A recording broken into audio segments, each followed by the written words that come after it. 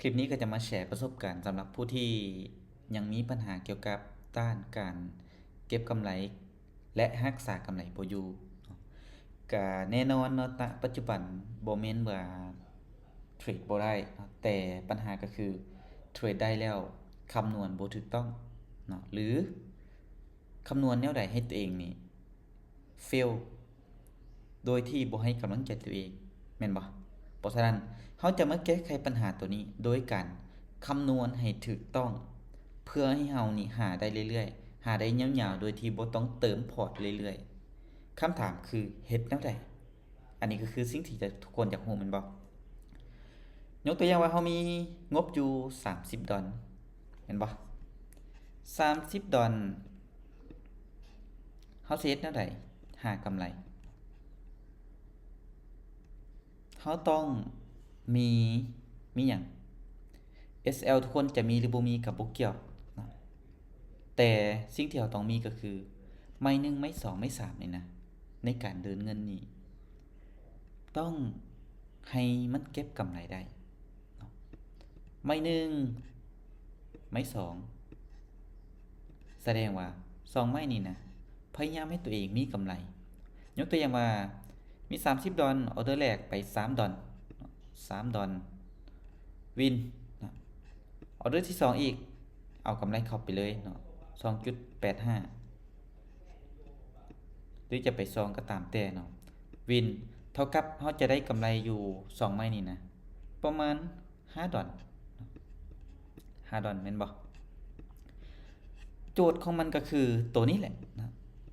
ตัวที่ P ของเรานี่แหละนะเฮ็ดแนวใดให้เรามีโอกาสได้เทรดสร้างกำไรเพิ่มหรือเฮ็ดแนวใดให้เรามีโอกาสเทรดหลายไม้ถ้าเราอยากเทรดหลายไม้แสดงว่า$5เราตีออกมาได้อยู่5ไม้5ไม้เดินได้ไม้เท่าใดไม้ละ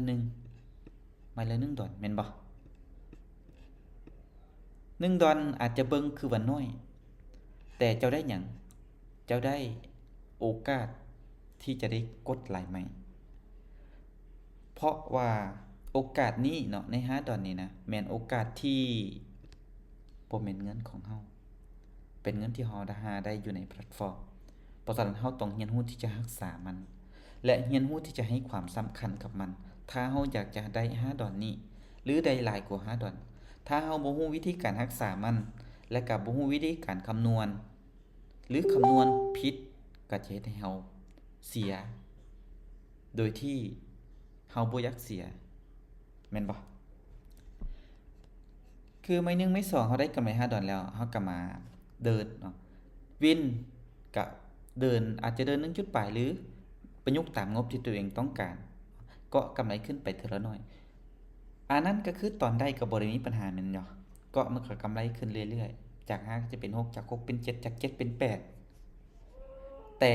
ประเด็นมันบ่ได้อยู่บ่อนหั้นประเด็นมันอยู่ที่ตอนที่เจ้าบ่วินเจ้าสิเฮ็ดแนวใด แสดงว่าเซฟที่สุดก็คือตอนที่เราบ่วินเราต้องคำนวณเสมอว่าสิ่งที่เราเสียไปแม่นหยังถ้าเราเสียไปแม่นกำไรกำไรต้องจื้อเสมอว่าบ่แม่นเงินของเราถ้าเราอยากได้กำไรเราต้องหยุดถ้าเราบ่หยุดแสดงว่าเงินมันยังเป็นเพียงแต่ตัวเลขอยู่ในหั้นเผลอๆอาจจะกดภายใน1วิหรือกดภายใน3นาทีอาจจะเบิดก็เป็นไปได้เพราะฉะนั้นเราต้องคำนวณว่าสิ่งที่เราเสียมันถ้ามันเป็นกำไรเนาะเราก็แค่เดินเสมอหรือเดินต่ำกว่าที่เคยเดินเพื่อให้เรานี่นะบ่เสียกำไรจนเบิดและคอยกู้คืนกู้คืนกู้คืนกำไรและกลายมาเป็นกำไรเพิ่ม ตัวนี้นี่เป็นประสบการณ์ที่เวียงเฮ็ดมาเนาะและเฮ็ดทุกๆมื้อนี่ถ้าผู้ใดที่ได้ติดตามอยู่ในห้องมีตติงบอกเลยว่าคอนเซปต์ตัวนี้นี่นะเราจะมาแชร์เรื่อยๆและเก็บกำไรได้ทุกๆมื้อเลยเนาะต่างแต่ว่าหลายหรือน้อยแต่มันจะเฮ็ดให้เรานี่หาได้แบบยั่งยืนหาได้เรื่อยๆเพราะฉะนั้นคำนวณกำไรให้ถูกถ้าเราอยากจะเทรดหาได้กับมัน คำว่าการพนันหรือบ่การพนันมันขึ้นกับวิธีการของเรา ถ้าเฮาบ่มีวิธีการจัดการหรือบ่พอใจกับสิ่งที่หาได้หรือบ่คำนวณในสิ่งที่เฮาหานี่นะหรือเฮาเฮ็ดนี่นะเป็นการันตีเลย100ทั้ง100ก็คือต้องเสียเป็นสิ่งที่ถูกต้องเพราะว่าเฮาบ่ได้โฟกัสวิธีการแต่เฮาโฟกัสที่ว่าต้องได้เงินต้องได้เงินแต่เมื่อมันบ่ได้เฮาบ่มีวิธีการแก้ไขปัญหานั่นแหละก็คือเป็นเหตุผลที่บอกว่ากำไรบ่แม่นเงินของเฮาถ้าเฮาอยากได้กำไรเฮาต้องคำนวณให้ถูกและรักษากำไรอยู่หากับมันเรื่อยๆแล้วเฮาจะได้กำไรเพิ่มกับการเทรดหรือว่ารูปแบบใดก็ตามแต่ที่เฮาอยากจะเทรดบ่ว่าจะเป็นฟิวเจอร์ Forex Spot BO คือกันเบิดบ่เอาเนาะเทรดวินหาไม่เสียไม่เดียวเบิดเทรดกำไร100เหรียญเสีย5ไม่เบิดอันนี้บ่แม่นวิธีการที่จะหากำไรกับตลาดพวกนี้การที่เฮาสู้บ่ผิดแต่ถ้าเฮาสู้กับตลาดนี่นะเฮาเสียเงิน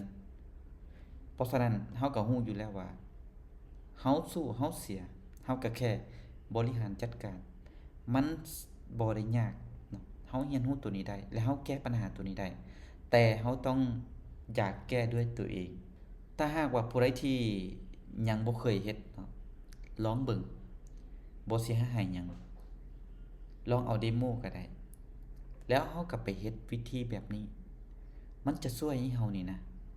ดีขึ้นและก็หาได้กับมัน